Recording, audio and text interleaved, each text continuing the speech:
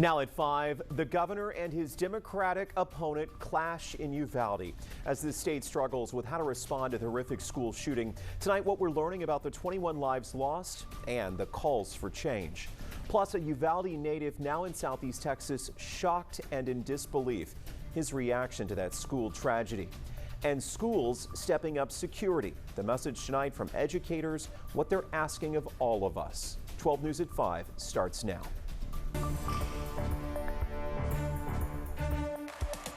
You are out of line. Please leave this auditorium. Emotions remain raw in Uvalde and across Texas tonight as we all wrestle with the shock and sadness of the school shooting. Democratic gubernatorial candidate Beto O'Rourke interrupted Governor Abbott's news conference this afternoon and then, as you heard, was asked to leave the room. Good evening, Southeast Texas. I'm Jordan Williams. That moment made headlines. We'll walk you through more of it in just a second. But first, we want to update the investigation into the school shooting itself. A lone gunman took the lives of 19 fourth graders and 2 teachers at Robb Elementary School. State investigators say 18-year-old Salvador Ramos shot his grandmother before he came to the school and barricaded himself in a 4th grade classroom there in Uvalde and started shooting anyone who was in his way. Border Patrol agents were able to shoot and kill Ramos, who lived with his grandparents fairly close to the school. Governor Abbott said the gunman posted about his plan before on social media. The third post, maybe less than 15 minutes before arriving at the school, was, "I'm going to shoot an elementary school." Now, during the news conference, as we showed you, Beto O'Rourke stood up and then said, quote, "Totally predictable when you choose not to do anything." He was eventually escorted out while members of the crowd yelled. Outside that auditorium, O'Rourke talked about what he hopes to change. If we do nothing, we will continue to see this year after year, school after school, kid after kid. This one is on all of us. It's on every single one of us. Beto also called for universal background checks and extreme protection orders for any potential gun owners. Tonight, many of us are left wondering why Uvalde, and could my city be next? Well, this tragedy hits home for one Southeast Texas educator. He shared these photos. He grew up there in Uvalde and once called that small, tight-knit community home. Dr. Bobby Lopez is now the CEO of the Bob Hope Charter Schools. He's sharing his story with us tonight. In fact, he attended Robb Elementary. 12 News reporter Gloria Walker sat down with him, and she's here tonight with his strong reaction to this shooting. Jordan, shocked and disbelief are just some of the words Dr. Lopez used in his reaction and his feelings towards the actions that happened in Uvalde yesterday. And in a twist, he actually shared with me that he visited Robb Elementary in Uvalde just 2 weeks ago. Uvalde, a small community where everyone knew each other. That's how Dr. Bobby Lopez describes the town he grew up in. He lived there until he was 19 years old. As a kid, he was very active, participating in the band, honor society. Now, Dr. Lopez is the CEO of Bob Hope Charter Schools in Southeast Texas, a job he's held for the last 13 years. Education has always been important to him, helping shape the minds of tomorrow. He describes the moment he learned of the horror that unfolded at Robb Elementary. I saw it was in the news, and I never thought that it would have been at my elementary. Never thought that. Uvalde is a small town, but I guess, you know, we need to understand that this can take place anywhere. A very chilling moment for Dr. Lopez. Tragedy in the town he loved. Many schools across Southeast Texas taking extra security precautions in response. And again, Dr. Lopez stopped by Robb Elementary just 2 weeks ago when he was in town in Uvalde for a high school reunion. Tonight at 6, he tells us how he wasn't even able to access the elementary school. Live in Port Arthur, Gloria Walker, 12 News. That initial feeling is just gut-wrenching. You know, it is not something that most of us can even wrap our minds around. Yeah, tonight even police are struggling with the horror in Uvalde. We talked to officers in Beaumont. They say they're constantly preparing for the unthinkable, these active shooter scenarios. And while police prepare, Officer Haley Morrow says it's crucial for parents to reach out to their children. Have a conversation with your children. Pay attention to your teenagers. She says parents need to be involved with what their kids are doing on social media. And that shooting in Uvalde yesterday is on everybody's minds. Parents felt fear and worry as they sent their kids to school today, even here in Southeast Texas. You know, Beaumont ISD has only 2 days left of school. 12 News reporter Christiana Ramos sat down with the Beaumont ISD superintendent to find out more about what they're doing. Jordan, the nation watched as the number of children in Uvalde who were killed at Robb Elementary yesterday continued to rise. Dr. Shannon Allen says that the phones have been ringing all morning long here at Beaumont ISD. Parents are asking, is my child safe at school? Beaumont ISD already has security in place at schools, safety screenings with metal detectors and clear backpack policies, Crime Stoppers, alert systems, monitoring what students are saying, and active shooter drills. But they're still responding after the shooting yesterday, even with 2 days of school left this year. Could it happen to us? Thank God this wasn't us. But we are making certain, especially at the elementary level, that our public safety officers are there all day long. We have secure vestibules at our elementary campuses so that, you can't just walk into the campus. We're dispatching additional personnel on site. Dr. Shannon Allen also expresses the importance of talking with your kids and educating them.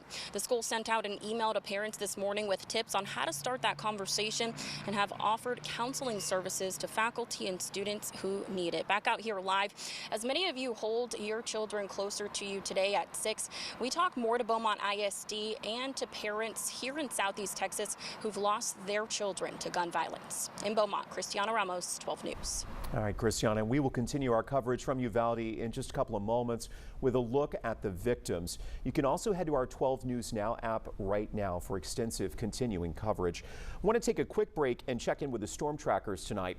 A weak EF1 tornado. That's what the National Weather Service said after surveying this damage in Port Neches following early morning storms. These are some images that the fire department shared on social media. Turns out an elderly woman and her granddaughter had to be rescued from one home, the roof blown off. This was on 15th Street. Neighbors say it all happened fast. It didn't seem to last very long, maybe 10, 15 seconds, and then it was over. And we looked out the window and I saw the roof on my neighbor's house was gone. Now, thankfully, no one was hurt. There was also damage reported around downtown Nederland. The National Weather Service says that likely came from straight line winds. So Chief Meteorologist Patrick Vaughn was with us. Patrick, before we went to bed last night, you warned us there was a chance that a couple of these storms could pulse up and go severe. Yeah, unfortunately, it happened right between 5 and 7 as we thought. Okay. Time to get out of here. Breaking news now at 5. A risky rescue from this burning oil rig. What it took to pull 9 trapped workers from the platform in Sabine Pass. The questions we're live trying to get answered for you. Plus, the crisis in Ukraine, the global reaction to the Russian invasion. And tonight, the promise President Biden is offering as he tries to reassure anxious Americans. And House Speaker and Beaumont's own Dade Phelan back in Beaumont. How he expects the Russian invasion to impact Texas. 12 News at 5 starts right now. And we begin with new info on the breaking news we've tracked all afternoon from Power City. 12 News was live on the air this afternoon, watching in Sabine Pass as this Coast Guard helicopter rescued 9 workers who were trapped atop a burning rig. You can see them there, one of them being pulled into the chopper. That fire on the rig started around 1 o'clock. And it took crews about 2 hours to rescue everybody. Tonight, we can tell you all of those workers should be okay. But we have a ton of questions about the fire, the 2 explosions, and the rescue operation itself. 12 News photojournalist Chandler Smith and reporter Christiana Ramos are live in Sabine Pass right now. Christiana, we'll start with, is the fire out?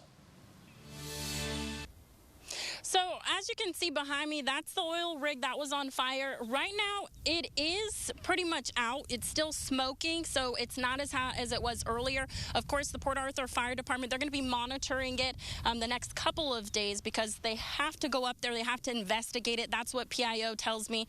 Jefferson County PIO Crystal Holmes tells me that they're going to have to lower that rig in order to investigate it further. But really, today, it was some tense moments out here in Sabine Pass, and I got to talk to one of the 9 workers, and he tells me that that he's just grateful to God and the Virgin Mary to be alive. 9 workers, they were rescued from the oil rig fire, and a call from witnesses came in around 12:35 today. One by one, the workers were plucked from the top of the burning rig by a Coast Guard helicopter, and we had several people on scene. Port Arthur firefighters, the Coast Guard, the Jefferson County Sheriff's Office, they all responded to the scene. No injuries have been reported. Everyone seems to be fine, and they tell us that the rig, it wasn't operational at the time it was scheduled to be torn down. At this time, the fire is still going, although it's not as hot as it was earlier. Port Arthur Fire Department is going to maintain the scene.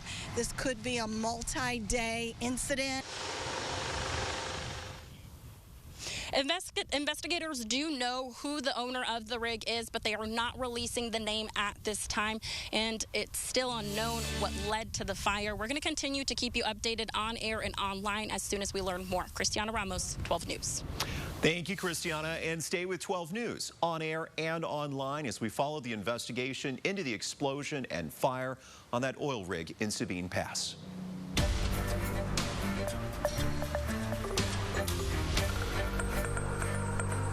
Putin is the aggressor. Putin chose this war, and now he and his country will bear the consequences. Tonight, the world reacting to the Russian invasion of Ukraine. Big explosions started the day before dawn in various parts of the country, resulting in massive casualties. Ukraine's president says dozens of their soldiers were killed. Civilians piled into trains and cars to flee, all while Ukraine's government pleaded for help, as it said Russian tanks and troops rolled across the border in a full-scale war. Russian President Vladimir Putin ignored global condemnation and cascading new sanctions as he unleashed Moscow's most aggressive action since the 1979 invasion of Afghanistan. Well, today, protesters gathered in front of the Russian embassy in D.C. Someone spray-painted the word murder on the embassy. President Biden says the new sanctions will have an immediate impact on Russia's economy. Today, I'm authorizing additional strong sanctions and new limitations on what can be exported to Russia. This is going to impose severe cost on the Russian economy, both immediately and over time. President Biden also tried to reassure the nation. He said U.S. forces will not be engaged in the conflict with Russia and Ukraine. Certainly, the Russian invasion has all of us watching and worrying. But for those who have loved ones abroad, it's downright terrifying. 12 News reporter Simona Barca joins us live tonight. And Simona, you've got some personal ties to this region of Europe. Yeah, Jordan, I'm actually from Moldova, which is a very small country that borders Ukraine. The distance in some cases about the same as from here to Houston. Now, I spoke with some family this morning, and they're telling me they can hear the attacks from Ukraine from their own homes.